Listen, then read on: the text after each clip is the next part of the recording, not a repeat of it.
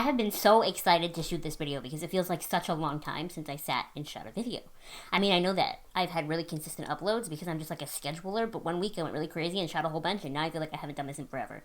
I'm gonna breathe, I'm gonna chill on the excitement level, try to retain my usual Abby chill, and we're just gonna do this video. So, I'm kind of counting this as January, December, because we got that Christmas time, and the sort of weird transition from December to January, things all kind of mushed together, so I don't really know what went where, but I have lots of things to show you and to tell you about. I am going to start with foodie things, because here's what's up. I'm very into drink, and non-alcoholic drink, like drink that's good for you, because I don't know, I feel like I don't get enough good things in me from my very minuscule diet, and like I don't eat a lot, but then when I do eat a lot, it's like chips and cupcakes and stuff.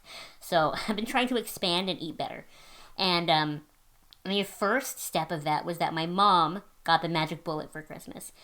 Now we're going to talk more about smoothies and stuff in a future video, so I'm going to take you through some of my favorite recipes and that sort of thing, but I have wanted a Magic Bullet my whole life. Like, when I was little, I had a TV in my bedroom, which is funny because I don't have one now. And I used to stay up till like 3 in the morning to watch the half-an-hour-long Magic Bullet commercial because I thought it was so rad, and I wanted one so bad. And now we have one, and I use it every day, and my mom hardly ever uses it, and it's hers. But every morning, I get up, and I start my makeup, and then when I kind of have that moment between doing my hair and having finished my skincare when I'm about to start actual makeup, I leave, I go make a smoothie, and then I come back. And it's so good, and it gives you so much energy, and it packs your body with good things right in the beginning of the day. I love smoothies. And then the other part of that is that I got a whole bunch of boxes of tea bags from David's Tea. And I had never really had David's Tea before. It felt like one of those things that was like expensive, and it seemed like too fancy for me, and then I knew if I did like it, I wasn't going to be able to afford it, but now here we are, and I like it. So the bigger thing at David's Tea is obviously buying loose leaf and either just like drinking it with an infuser or bagging it yourself. So I plan on doing that, but now that I have all these boxes of tea bags, what I'm going to do is I'm going to, try different sorts that way, and then eventually I will migrate into the loose leaf world and bag it myself and that sort of thing. But my two favorite teas from David's Tea as of right now, Cream of Earl Grey, because I love Earl Grey to begin with. It's my favorite tea of all time, so when I got Cream of Earl Grey, I like it a lot. It's like regular Earl Grey, but they put a little bit of vanilla into it, so it doesn't taste as leafy, if you will. It just tastes like sweeter. I really like it. The other one that I love, that is like my all-time drink every day fave, it's called Forever Nuts. Now, my stepdad bought me a box of this tea because he thought it was funny, Forever Nuts. I'm like a crazy person. But it's so good. It reminds me of like an apple cinnamon dessert. But I'm not really super into cinnamon. It's got the right amount of both. And I am obsessed with this tea. And it feels like no matter what other tea I try from David's Tea, I always want to go back to Forever Nuts. And I bought a box of it that I keep in my desk at work too. And we drink that at work like every day. My friend Bonnie at work and we drink so much Forever Nuts, and we're like slowly taking people in on the Forever Nuts thing with us. Like, try this, you're going to love it. So those are the two teas from David's Tea that you need to try. It's Cream of Earl Grey, but you really need to try Forever Nuts because that one is so good. I have not met a single person yet who tried Forever Nuts tea and didn't like it. Those two things out of the way, I want to talk about skincare and then makeup next. If you watch my videos regularly, you know that I've been really into the tea tree line at the Body Shop. And just generally, I was feeling like skincare from Sephora, like that sort of way, a lot of it is nice, but I can't do the price. I can't do it. I can't afford it. I can't spend $50 on a toner, like that sort of thing. I can't do it. So I really wanted to get into the Body Shop anyway, and then I found the tea tree line and I fell in love, but my skin was still really dry. There wasn't really a moisturizer in the tea tree line that really gave my skin what it needed. So one day I went in there, and being too honest, like I often am, I was like, listen, I'm so dry. I am like edging on like Crypt Keeper level of wrinkly skin that has like sunken into my face. Like, please help me. And the girl was like, I understand. I'll help you out. And I was like, no, you need to understand. But I also get acne a lot. I don't know that my acne is like caused by outside things. I think it's a hormonal thing. But still, we're doing everything we can to keep acne away. That's why I use the tea tree line. So it needs to be not pore clogging. And she was like, I got it. So she introduced me to the hemp moisturizer by the Body Shop. It actually is called Heavy Duty Face Protector. And this stuff is intense. Like, this is the drink of everything that my face needs every day to get through. I will say, though, I have one big con of this. And that is that because it is so heavy duty, it takes forever to sink into my skin enough for me to be able to put foundation on. So if I use this in the morning, that's when I go make my smoothie. And then even still, sometimes I have to come back here and watch a YouTube video before I do anything else. So if you're a person who's in a rush in the morning, don't use this because you can't do it. Or use it at night. That's always a possibility. Use it more like, your night cream. But I need to use this in the morning. So I really have to use it early and then just derp until it's soaked in enough for me to use foundation. But it does a really good job of really sinking into my skin and hydrating. I don't have the intellect to really explain it to you in skincare terms because I'm not an esthetician. I find that a lot of other moisturizers that I've used do a really good job at hydrating the first couple layers of skin, and that's great, but then I always feel like I feel dry still because it's those underneath layers that feel dry, if that makes any sense to you. And I feel like this does a really good job. It really it takes a while, but it soaks in and it really gets everything. I highly recommend this, and a good friend of mine actually who has skin as dry as mine is, if not drier. She was moving to Las Vegas, and it's even drier there, so I suggested that she use this, and she went out and bought it, and while she was in Las Vegas, she really, really liked it, and she told me all the time that the hemp moisturizer saved her face. So, if you need something that will help hydrate your skin, this is the most hydrating thing that I have used so far, and it's not even that expensive, because it's from the Body Shop. Now, I was across the street from MAC in December, out for dinner with some friends, and I went, you know what I need? I need another nude lipstick. And they started laughing, and I was like, no, I want another nude lipstick. So I went into MAC, and I went, I want a nude lipstick. It's gotta be pinky undertoned. And for some reason, I already knew in my head, I was like, I feel like she's gonna recommend MAC Faux. I feel like she's gonna recommend Faux. And then the girl was like, how about Faux? So I bought MAC Faux. This is now the fourth MAC lipstick in my collection. I have the Dita one, and then I have Ruby Woo, Brave, Speed Dial, and this. I have, with the exception of my two reds, I have lots of shades of light pink. But this is Faux. This is the lipstick that I'm wearing right now, actually. In hindsight, it's not as nude as I wanted. I wanted, just slightly darker than concealer lips. But it's still a really nice lipstick. The MAC lipstick formula is really nice and really comfortable.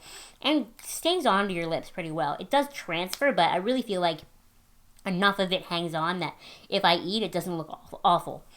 And it's just really comfy. This was an impulse buy, but I'm very glad that I bought it because I really like it. The next purchase that I made recently was much deliberated. This was something I thought about a lot before I bought it, for a whole 2 days. And then I went, you know what? Life is short. You can die at any time. I'm gonna buy it. The Too Faced Sweet Peach palette. Now listen, when this palette first launched, I didn't want it at all. Last summer or whatever it was, I was so uninterested. But I don't remember who did the video. But when this one launched again at Too Faced, I don't know if they sent them out again or if just a bunch of YouTubers bought it again. This doesn't claim to be reformulated, but I think it is. Because I watched her live swatch all of the shades, and all the ones that looked kind of patchy and chalky the first round, the ones that kind of made me not want the palette, looked like they were fixed in this one. So I don't know. I don't know what the deal is, but it convinced me enough to buy it. The peach smell is definitely overwhelming. You can smell it through the box. So if you're not a smell person, you will hate this. I'm not really a particular smell person myself, so I don't love the smell. I kind of wish it just didn't smell like anything, but it's cute. I don't mind. I don't care, Other than seeing the swatches and the pigmentation on this palette being fixed, the real big factor for me with buying this palette was that this is a toe out of my comfort zone. I'm not a big wearer of warm colors because I don't feel like they look right on my skin because I'm so pale and I'm so gray and I died 50 years ago. I just feel like warm colors look too on me, but this is a little bit warm. Being peachy is slightly warm, and even though you might look at this and go, there's only 3 or 4 peachy shades, I find that all of these shades, even the ones that you don't think do, they all lean warm, and they all have a little bit of that peachy undertone to it, which makes this palette really versatile and really, really wearable. So this is the beginning of me trying warm colors. That's what this is. So this is I can grab this and be careful and get a warm, nude look or a smoky eye or something that I feel like I can wear and I feel like I don't look weird. And then from this, we can migrate more into using more orangey or rusty or reddy tones, kind of easing myself into it. So this palette, the Sweet Peach palette by Too Faced, that's what it is to me. This is me trying new things. Now the last makeup-y sort of beauty thing that I want to mention to you here is so cool to me. I want to give a disclaimer first though that I will never be a YouTuber who reviews products and says good things about something she doesn't like because the company asked me to, or because they sent it to me, or because of what sort of shady reasons. And that, like, I'm being so honest with you right now here. There are two big reasons for that. One, I am just not a smart enough person for that. Like, I'd be like, oh my god, I love this. And then, like, a week later, someone would be like, hey, Abby, do you love this product on Twitter? And I'd be like, no, I hate it. Like, I'm too bluntly honest that I wouldn't lie because I know that it wouldn't work. I would fall through. It wouldn't happen. And the second reason that I would never lie is because I have sisters. My sisters watch my YouTube channel, and they would kill me if I lied. Even if, no matter what it was motivated by, they'd be like, Abigail, how dare you? Because they watch my videos. And even though they ask me about products and stuff in real life, when I talk to them, they go by the stuff that I say in my videos as well, and they do it. And so my sisters, that I love a lot, are like my audience as well. So I would not lie to my sisters about makeup. I wouldn't have them buy makeup that I don't like. I wouldn't have you buy makeup that I don't like, so that wouldn't happen. But recently I was chatting with Cake Beauty, which is a brand that I really do like. They mainly make like body care, like bath sort of stuff. And they're really great, like cruelty-free, made in Canada kind of brand. A lot of their products are vegan as well. It's all very pink. It's all very cutesy. If you remember when I went to Gen Beauty last year, I went to their booth and they had like the Instagram layout as like a cutout. You could like take pictures in it. They had like all these donut plushies. It was very, very fun and very cute. That was like my favorite booth to go to last year. And then to have a company that I already really like contact me and go, what's your mailing address? We want to send you some stuff, was like the coolest thing on the planet. I am so honored when this package came in and I saw it and I looked at the things in it. It was like, this is for me. Like, these are people who like have seen my YouTube channel and they like it, and it's a brand that I already love. And it was just like, and for that to happen at the very beginning of the year, it just makes you feel like, what else is going to happen this year, I'm going to mention to you a product from Cake Beauty that they did send me, but it is a product that I already knew that I loved, because even though I have a really hard time finding it in stores in real life, I've had samples of it before from, Gen Beauty, from that sort of thing, and I loved it, and I have always wanted a full version of it, and I finally have one now, and this is the Everything Balm. I actually do plan on doing a video on this one specifically as well, because I love it so much, and I think it's so amazing that everyone needs to try it. But this is one of those products that you use on everything. Like on the website, if you read it, they say use it on split ends, use it on your under eyes, use it on rough elbows, use it on dry skin, anywhere, use it on this, that, use it on everything. This stuff is so good. So if you are blessed to be in one of those places where you can go to like the drugstore and they have Cake Beauty there and you see the Everything Balm, just buy it. Like, don't even think about it. Buy it because you just want to have it in your house for when skin things happen or hair things happen or whatever happens. You want to have this around because it'll fix it for you. I swear to you, this is so good. Now that I have the full-size bottle and I know how much I love it, like when I run out of this, I will buy it from the Cake Beauty website again because I don't know how to not have it anymore. Now, my final physical thing that I want to show you in this video before we talk about TV is something my sister made me for Christmas. Emily, Wench Fairy Games, here on YouTube. You should watch her stuff. She loves video games. She uploads hour-long videos rather than the quick things that I do. I have been looking for these forever. Like, in real life, forever. And then finally, for Christmas, she gave up and made me some. That's the kind of love that we have in my family. Look at these. Aren't they amazing? They're Shrek ears! I'm gonna wear these for the whole rest of the video. So here's what's up. You know, like how the big beauty YouTubers, whenever they're like doing their makeup in a video or something, they have like a really cute headband that they used to hold their hair back? I wanted Shrek ears for when I do my makeup on camera because I feel like that's just more me. I feel like that's a little more indicative of my channel, the kind of content you're going to get here, the kind of humor, I feel like Shrek ears just fit the Abby aesthetic more. It's funny that I got these for Christmas because like 2 days before Christmas was when I shot the New Year's Eve makeup look, and I think I used cat ears in that video, but now I have Shrek ears. So every video that I upload for the rest of ever that I do my makeup in, Shrek ears are going to be holding my hair back, and I'm so excited. So thank you, Emily. I love my Shrek ears. Now, into TV. I didn't do a lot of movie watching over the last, 2 months, but I have done a lot of TV watching via Netflix. So I have 2 great shows that have, really great female characters, but they're very different. So we're going to start with the one that's really intense. So, The Fall. That's what we're going to talk about right now. The Fall. So, here's why we watched The Fall. Because Gillian Anderson is gorgeous in it. That's what I knew. I didn't know anything else. The Fall is one of those TV shows that is very, very intense. There are no light moments. There's no humor. It's a very dark, very, sad possibly real life kind of story. That's what it is. It follows Jamie Dornan's character, whose name is Paul Spector, and he is a serial murderer. And then Gillian Anderson, who plays Stella Gibson, is the investigator trying to, find Paul Spector, catch him, that sort of thing. Now, what separates The Fall from shows like Dexter is that Paul Spector doesn't really have any redeeming features. He's never really likable. He's never really relatable. Dexter, you could, hear his inner thoughts, right, throughout the show, so he, even though he was never really attached to Rita, he was trying so hard, and he really loved their kid, and, he was trying, and one of the main things I think that makes Dexter a more likable guy than Paul Spector is that Dexter, you really felt like his need to murder was something that was wrong with him, something about him that he hated, and so therefore he still had to fulfill it, but he channeled it towards killing, murderers and rapists and that sort of thing, whereas Paul Spector almost seems like he wants to do it, he enjoys it, he makes himself do it, and he goes after women who are successful. That's what he does. So lawyers who are in their 30s who are trying their best in life, and it's scary. It's freaky to watch. And so you're watching his side of the story for a bit, and then you're watching Stella try to find him. It kind of goes back and forth until season 3 where the whole story kind of changes a little bit. But anyway, I'm not going to spoil any of it for you because I don't believe in that, but if you're okay with things that make your stomach churn a little bit, really heavy, scary, murdery stuff, The Fall is an absolutely phenomenal show. Very well done, very well acted, just a really good story. And Colin Morgan is also in it. So if you're wherever you look in this show, there's someone to look at. Even Jamie Dornan, who is the king of the creepy character, he's still attractive. I just would not go anywhere near him with a 10-foot pole because, between Paul Spector and Christian Grey, it's okay, the warning bells are going off, please go away. But then the other show that I have to recommend with everything in my heart and in my soul is Supergirl.